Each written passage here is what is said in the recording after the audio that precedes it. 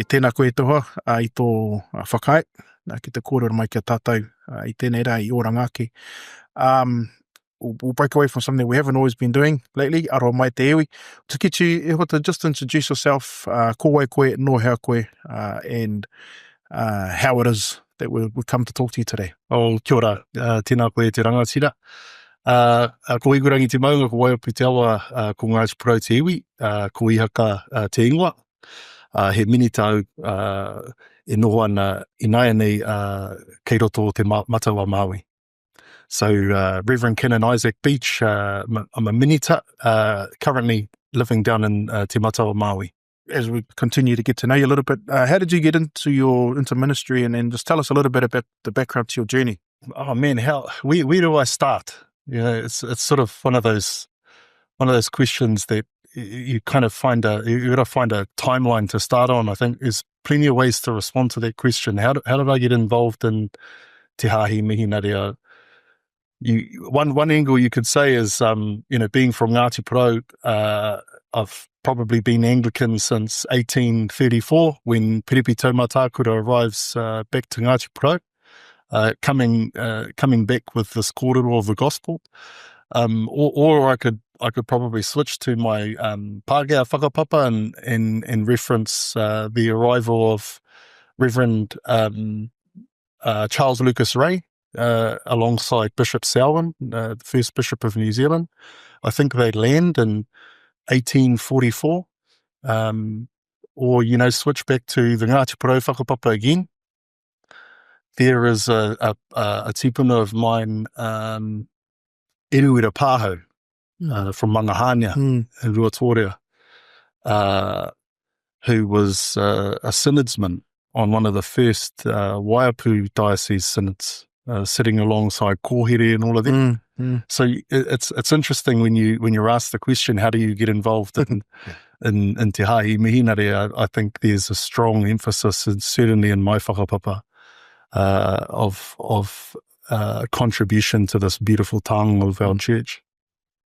And I think that's very relevant and very accurate for many, as you say, Ngāti Porou, but I think te iwi Māori whānui as well. So it's always good to acknowledge that and then pay homage to our whakapapa. Love it or not, it is our whakapapa, and it is how we get to where we are. Yeah, the good and the bad. The good and the bad. Tika tai. Hoino, the reason why we're talking to you at the moment, of course, is you were just not long back from the UK, where you're part of the CNC, the Crown Nominations Commission. Can you share a little bit about how you came to be part of the commission, and for any kaiwhakarongo out there who don't know, that that's a commission that undertakes the selection process of the Archbishop of Canterbury. So how did you end up on that? I think it's probably appropriate to just outline how it came to be that people from around the communion were appointed to the Crown's Nomination Commission, which has traditionally always been members from the Church of England. So the Church of England Synod decided that, and I think rightfully so, decided that the Archbishop of Canterbury is not just the Archbishop of Canterbury, the Diocese of Canterbury, the Archbishop of all of England. It's the Archbishop of the whole communion. And I think they've recognised that in the appointment of the 106th Archbishop, there was a need to acknowledge that whakapapa and that connection to the wider Anglican communion. So the Church of England Synod decided by resolution to open the membership of the Crown's Nomination Commission to 5 appointments from within the communion, which sort of go alongside the way we kind of form ourselves into 5 regions. And I was selected from the Oceania region, and which was a huge privilege. The responsibility, I guess, of that appointment rests with the primates committee, the primates, which is the primates meeting is an instrument of the communion, and then the Anglican Consultative Council Standing Committee was also part of that decision making process as well. So absolutely privileged to be selected to to be part of that really important and sacred mahi. And as you mentioned, you're representing Oceania, which of course is not just Aotearoa, not just New Zealand, not just Polynesia. So a big part of it. a big part of it. Big part of it. So what was, if you can, just explain a little bit about the mahi, the background mahi that that you needed to undertake to ensure that when you did meet with the commission, you had a deep understanding of what Oceania were wanting to see, rather than just Te Hāhi Mihināre ki Aotearoa in New Zealand and in Polynesia, but all of Oceania. A lot of I've been an Anglican Consultative Council member, or an ACC member, for 2 terms already. They meet every 3 years, and that in and of itself exposes you to the Anglican Communion. I mean, I remember my first meeting being in Hong Kong, Shen Kung Hui. We met and convened there as the Anglican Consultative Council, and I think that's part of the beauty of the ACC, is you go to different parts of the world and you experience their whakapono, you experience their culture, and you get a sense of some of the challenges, but also some of the beautiful opportunities where kind of God's calling God's people in those lands to be part of the mission of the church. So that in and of itself gives you the opportunity to deepen your relationship with other whānau who have been deeply impacted by this whakapono. And I think that's important to take with you into offices and positions when you're appointed to them to serve the whole communion. So that's part of it. But equally, I have to also probably pay some, mihi to the whono, for example, where the whono is a group of church leaders within the province of Aotearoa, or established within the province of Aotearoa, New Zealand, Polynesia, that convenes regularly, and I had the privilege of being part of that as an observer. And it's not necessarily what happens in the business of those meetings, but what happens in the whanaungatanga around those meetings that kind of deepen your understanding of again, those challenges and the opportunities of where God calls us to be serving our communities. And so I think my experience on that platform may have, and I can't speak for those who selected me, but may have paid, they may have paid special attention to some of that. And I'd like to sort of just acknowledge those leaders in those countries and in those provinces who thought that I'd be a good and viable voice on that particular commission. And it's always good to acknowledge our whanaunga around the world, and particularly in our part of the world, who just as in life, we can't always pick our whanaunga, but it's always good to stay on the good side and make sure that we are respectful and acknowledging of everybody that's within our whānau. And just as you say that too, brother, I think there's someone else I have to acknowledge as the work of Archbishop Don in setting up the Indigenous network across the Anglican Communion. Those leaders, archbishops and bishops involved in those provinces and dioceses involved in the Aili conference, for example, which I guess led to this kind of more formal approach towards establishing an Indigenous network around the communion, led by Archbishop Don, was a very important puna mātauranga to sort of connect to and have the privilege of being able to know those leaders in that forum. And part of my wānanga certainly involved a personal approach towards consultation with those leaders, just to ensure that the voice and the contributions that I could take to that important mahi were actually from people who are responsible, for the ministry and the expression of our whakapuno in those indigenous parts of our communion. Tika. So those are all, really important. Actually, fundamentally, when you come down to it, bro, I think the biggest contribution or mātauranga that you can draw from is actually derived from relationship. Tika. And Christ calls us to relationship, irrespective of whether we have difference in culture, Tika.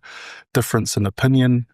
There's always something valuable we can take from deepening our relationship with one another. Tika. Just want to just talk briefly about just to paint the picture, and I know we can't go into very minute detail, but I'm the worst painter too, by the way. But just paint a little bit of a picture about what the process looks like and what it kind of entails, and I'm kind of just thinking a lot of us are familiar with the way that the Pope is elected, for example, and other, but the just to dispel some of some of those theories that some of us may have about locked away and until a decision is made. But just tell us a little bit about that overall picture. First and foremost, I have to declare that there is a depth of confidentiality that I remain committed to in terms of the detail of the process of the Crown's Nomination Commission. So I can't speak directly to the detail, but I can. What I can speak to is the shape, I guess, which is publicly known. I think foundationally the first, and I would say possibly one of the most important elements of the process was this was the emphasis on consultation. The consultation was wide-reaching, extremely wide-reaching, and it canvassed the whakaaro, the prayers, and the aspirations of people genuinely from around the communion, of what they would like to see and what they would expect of the work and the discernment of the Crown's Nomination Commission. And I think that's the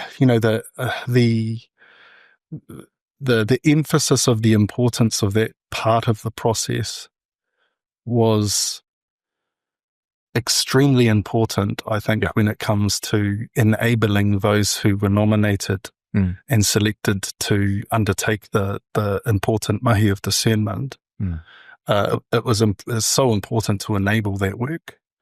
So, and it took long. Like it did take a long time for that to happen. But I think that the length of time that it took is testament to the emphasis on importance of hearing and listening. And that, as we know, discernment involves a significant amount of listening. And I'd say it makes up the fair part of the process of discernment.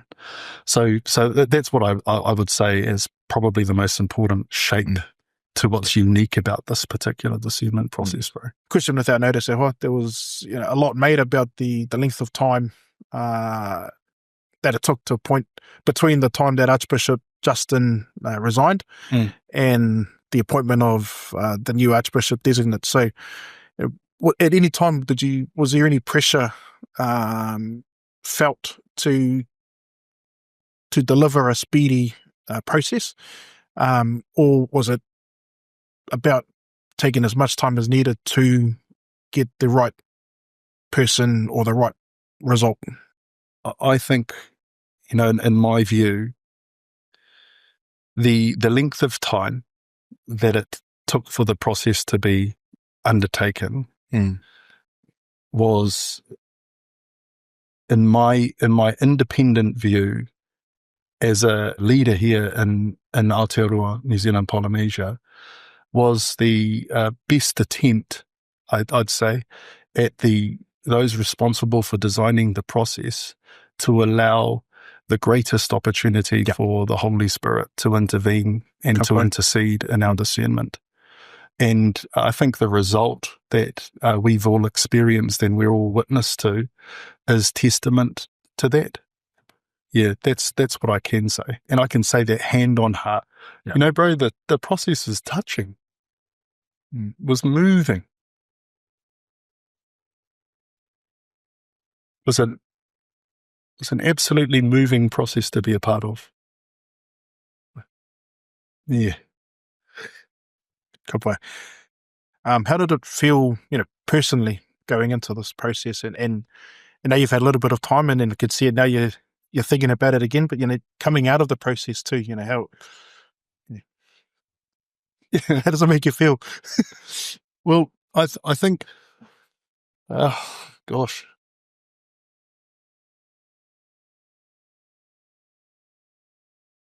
Yeah, man.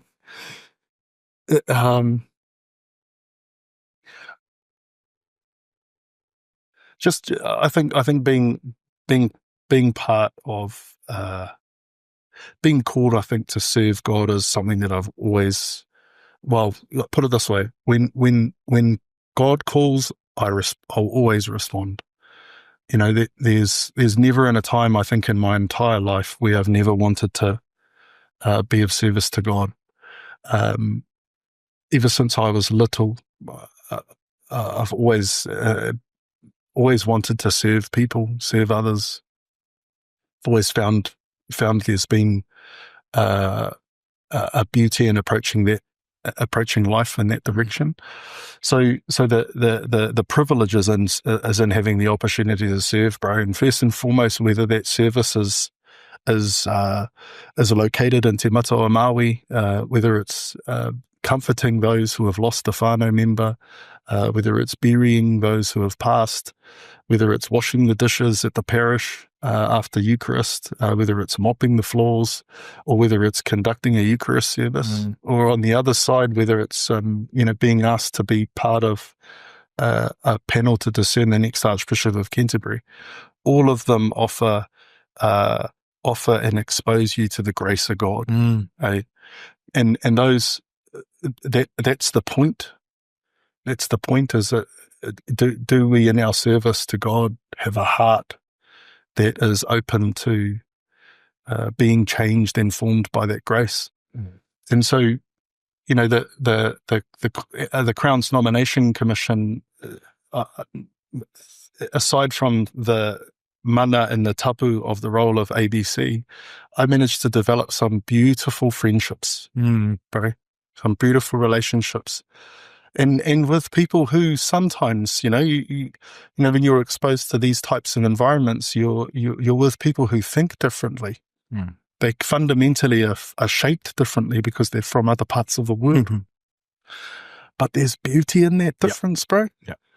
And one thing I can say about having had the opportunity to be part of that sacred mahi is it's transformed me. And when I think of the parable of when you touch Jesus' garment, you're changed and transformed. It's almost like that. You have this opportunity to be among whānau, to be among people who come from different parts of the world, and I think that contact changes us. We deepen our understanding of difference. And in deepening our understanding of difference, we deepen our understanding of God. So it's been transformational, bro. Still unpacking. Also still unpacking. Good boy. One last part around the process, or the quarter around the process of it. And you touched on, your own personal whakapapa with the hāhi earlier. And of course, the role of and the position of Archbishop of Canterbury has a very extensive whakapapa in and of itself. So, how did that aspect of this mahi, how did that make you feel, and carrying the weight of that, your own personal whakapapa within the hāhi, but taking that whakapapa into this environment, and how did that make you feel? Well, first of all, cousin, I would be lying if I told you that I wasn't daunted in the first initial stages. When the call of God came, it was like, it was definitely daunting. But I think we can take comfort in that whakapapa. Like as Māori, we have constantly been in the history of this church in our country involved in the highest offices, the highest levels of decision making. So we can have confidence and take confidence in that whakapapa. And as you say, you know, we acknowledge also by way of whakapapa and ecclesiology, I think, that the whakapapa of our church has a direct connection to the Church of England by way of the Archbishop of Canterbury. So you know, we are part of the global Anglican Church. It's ours as much as it is the Church of England's. Yeah. So, you know, when we're called to be on commissions and called to be, you know, serving on those types of boards and decision-making bodies, we should take confidence because that's ours. Yeah. It's part of who we are. It's part of our identity as being mihināre, and we shouldn't be afraid of that. Yeah. Tika. Very, very well said, Hoa. Moving on now to the role itself of the Archbishop of Canterbury. Can you just walk us through a little bit about what happens now that Dame Sarah Mullally? Actually, can we start there? Are you able to sort of to confirm pronunciation of her name? It's funny, because you know you serve in the Māori church here in Aotearoa. People don't really, you know, you can be the bishop of this and the canon of that, but people, our whānau, don't really care too much about the titles. They more care about what you do. Yeah, I think. So yeah, it's all good. But in terms of the title, so the nomination from the Crown's Nomination Commission goes to the Prime Minister, and then the Prime Minister formally informs the King or the monarch, and the King then has to agree or not to the nomination. And when the monarch has agreed, then it's formally announced, and on formally announcing, that's when Bishop Sarah Mullally becomes Archbishop designate of Canterbury. And then, so from then on, and that was the official announcement that we were all aware of. And then from then, the Archbishop designate is called to the College of Deans, and the College of Deans takes place. I think if I'm correct, it takes place in London. So I'd assume it'd be St. Paul's Cathedral, and the College of Deans meets, and they undertake the formal part of that hui, and then once that hui is concluded, the Archbishop designate Sarah Mullally becomes the Archbishop elect, and then from that point, the mahi doesn't finish. The preparation continues. And Lambeth Palace the staff at Lambeth Palace organise for the enthronement of the Archbishop-elect, which I'm told, and I think is publicly known now, is going to be in March 2026. Cool.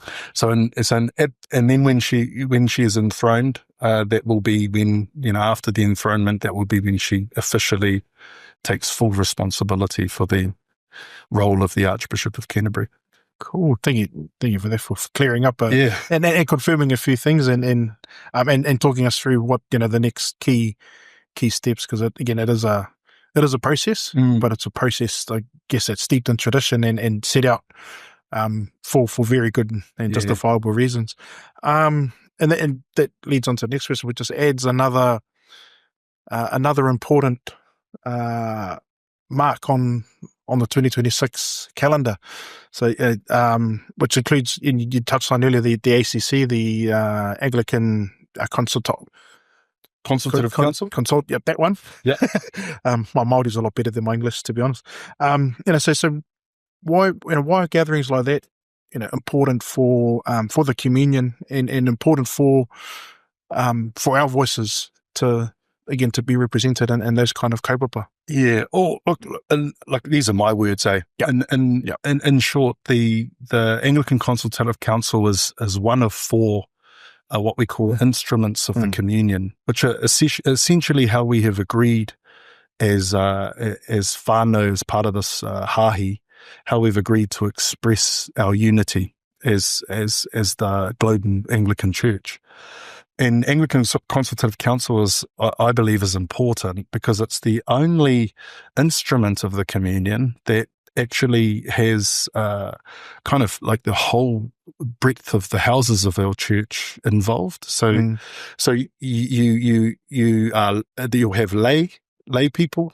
There's clergy, and then there's bishops as well. And the ACC is actually chaired by laity. So it's I think a very important instrument that we do have within the 4 instruments of the Anglican Communion.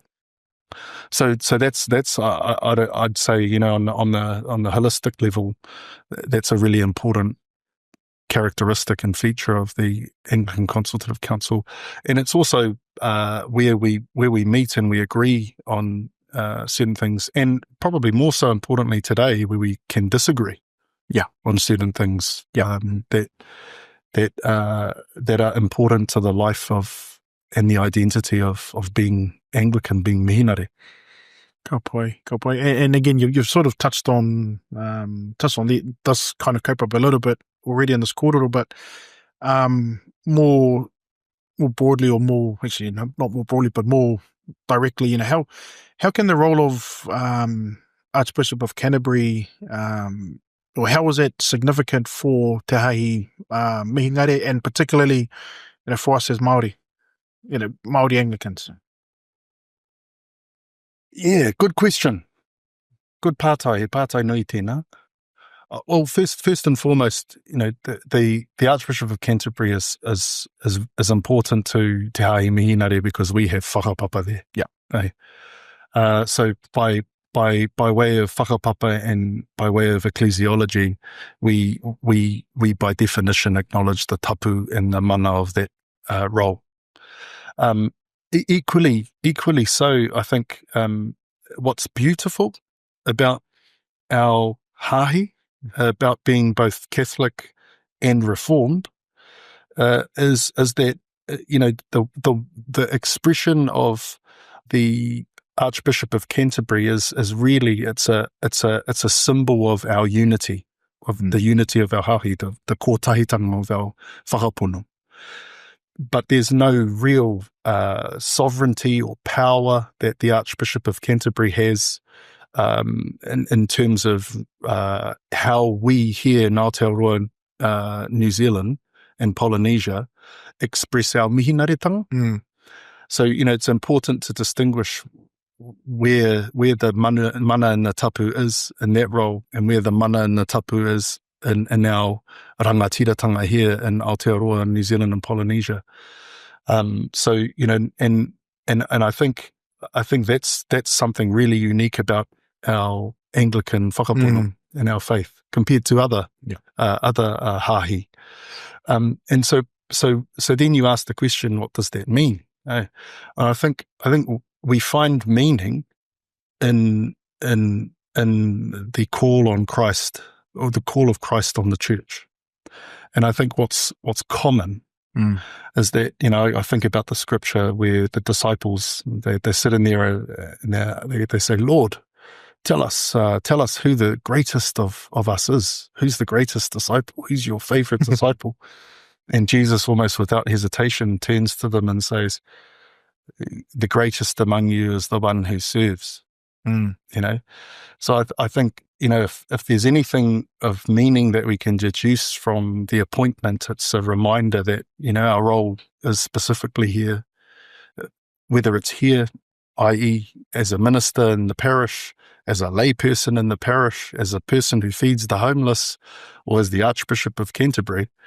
It's the importance that our existence and we're called to serve in whatever roles that we are called to undertake in the church. That's what I think it means. Tēnā koe hoa. Coming towards the end of our kōrero at the moment, but if we can, and a lot of your reflections so far have been personal anyway, but there's more specifically, or more digging deeper into your personal reflections over the discernment process over the last few months.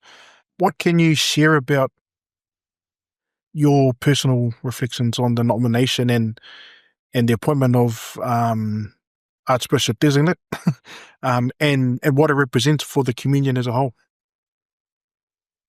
Kapaiwa, I can speak to post the announcement, my thoughts and my reflections on the announcement as a whole, but I'll avoid touching on the detail of the discernment process itself. Yeah. But firstly, I am wholeheartedly supportive of the nomination of Archbishop designate Sarah Mullally. The world is suffering at the moment. The world is divided at the moment. And when you look at the communion, there is a degree of division across the church. The church is hurting. Church is hurting, and I celebrate the appointment of Archbishop designate Sarah Mullally because of her whakapapa. What we know about her is that she was appointed chief nurse at the age of 37. And what a responsibility I myself am 37. Yeah. And to be in to have had 37 rotations around Tamanui Rā, and to imagine the responsibility of taking on a role like that, that would, that impresses me. That impresses me. But it also speaks volumes to her character. It speaks volumes to her capacity. And I think fundamentally, in my view, I celebrate her appointment because of those things. It gives us confidence that we have a person who has been appointed that can withstand the types of pressures of a role and responsibility of a role like the Archbishop of Canterbury. I really admire a person who's devoted the first part of their life to serving people who are ill health and who are sick. Christ calls us to serve those people and those people in community. And I think in people who commit their life to that type of service develop an immense capacity for empathy. Yes. And if there's anything that the church in the world needs at the moment, bro, it's empathy. We need healing. Yeah. And so I think I celebrate her appointment for those reasons. And I will continue to commit to praying for her as she prepares to take on the role, like I do for anyone who's in episcopal leadership and archiepiscopal leadership. The other thing I would comment on is in terms of her episcopacy in the Diocese of London. The Diocese of London is the largest diocese of all of England. And it also has the, I guess, most diverse theological views across that diocese. Of course. It's multicultural. Yeah. And I think that as a platform has provided Archbishop Sarah Mullally with a unique capacity to hold together differing views. So I look at that in terms of her track record, and I think that gives anybody who's looking at their appointment a degree of confidence. And I think also the Bishop of London is the third most senior role in all of London. And Archbishop designate Sarah was the first female to ever be appointed to that role.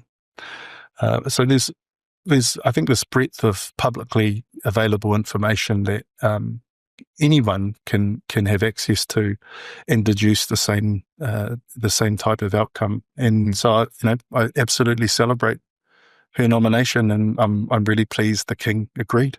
And you sort of did touch on the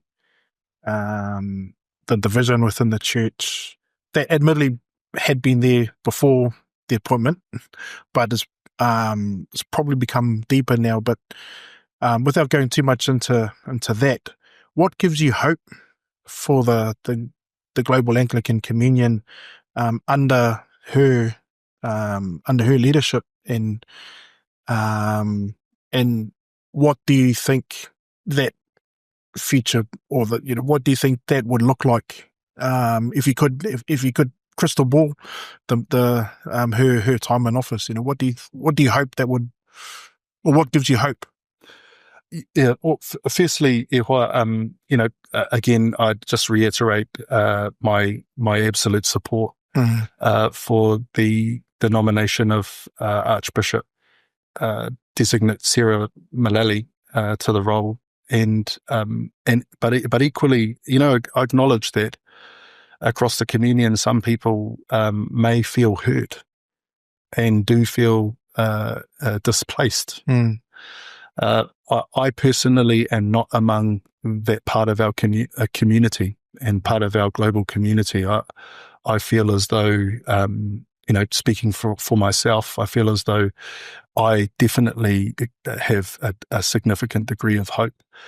But I do acknowledge, and I think it's right to acknowledge that some people are disaffected. And if I were to say anything in terms of hope, we always have hope in the gospel. And speaking from my own, the degree of influence that I have within that relationship, as I remain committed to being available and to being a person who demonstrates aroha to those who may be disaffected. And Christ calls us to do that, and part of the beauty, and this speaks to the hope function too. I think part of the beauty is in who we are as Mihināre, is who we are as Anglican. Like, we exist and celebrate difference. And if we again look to the roots of our church, our Catholic and our Reformed origins, we agree on these fundamental principles, but we are also extremely open to difference. And I think if there's anything we can have hope in, it's in the whakapapa there, is in our difference and in the gospel. Love your neighbor, love God, love your neighbor. I think as the quote Jesus says in response to the Pharisee who asks, the Pharisee steps up and he challenges Christ, and he says, Rabbi, what are the most important laws of the prophets? And Jesus, again, almost without hesitation, responds and says, to love your God with all your heart, all your mind, and all your soul. And the second is just like the first, love your neighbor. Love your neighbor as though they were you. So I think the hope is in the gospel. The hope is in the identity we have as being Anglican, as being Mihināre. Ka pai. And pātai whakamutunga hoa, bringing it back to the origins of the podcast, oranga ake. Te oranga ake o te iwi o te ao, human flourishing, and the flourishing of all creation, which is something that the Pīhopatanga Aotearoa is striving, and the communion as a whole, I guess, striving towards, and the framework that we're working towards, using aroha, hari rongo, and a life grounded in aroha, a life seeking to fulfill potential and a life lived in relationship. How do you see orangake playing out in your own life and in your community? And you can define your community in the sense. Cool pātai. Cool pātai. Well, in terms of oranga ake, if there was any one of those aroha rongo hari, I think my attention and focus was on the aroha part, because if the aroha part is done really well, then the rongo and the hari will naturally follow. And so, what does that look like in community? I think it's just that, again, back to the gospel imperative. What are we called to do? We're called to love. love God and love our neighbour. And if we can confidently say that we love God, then we should confidently say also that we're able to love our neighbour. I think that the two are inextricably linked. So if I were to say what would cause human flourishing to exist in our community or oranga ake, it would be to just recall the primary response of Jesus to the Pharisee, which was to love God and to love one another, and all else will be given unto us, I think, including the rongo and including the hari. Tēnā rawa te koe hoi I ēnā kōrero ēnā whakamara mautira I o mahi nunui, nāwi pīkau, ngā hiahia, ngā āwheto nui, o te moana nui akiwa, I roto I ēnei mahi, te tohu, te tīpako, I te ati pīhopa hou, o Canterbury o te rao tātou katoa Te Hāhi Mihināre. Tēnā koe. Thank you very much, Eho, for giving us your time of day and your reflections, and then also once again acknowledge the mammoth effort that you undertook on behalf of tātou o te Pīhopatanga o Aotearoa, te huiamorangi o te Tairāwhiti, the Anglican Church in New Zealand, Aotearoa, New Zealand, Polynesia, and also Oceania, in the hugely the huge responsibility of appointing and the process of deciding who the next Archbishop of Canterbury is. Very, very, very much appreciated. Tēnā koe.